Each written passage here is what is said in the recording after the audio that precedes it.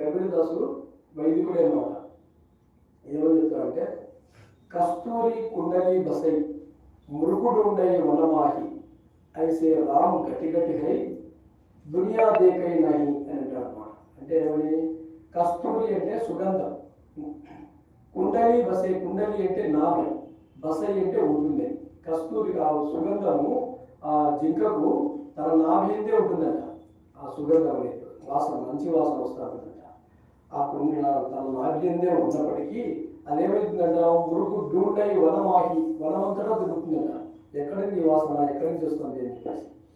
అదేవిధంగా మానవుడు కూడా తనలోనే పెట్టుకుని భగవంతుని ఊరంతా తిరుగుతాడు, అన్ని చోట్ల తిరుగుతాడు అన్నమాట.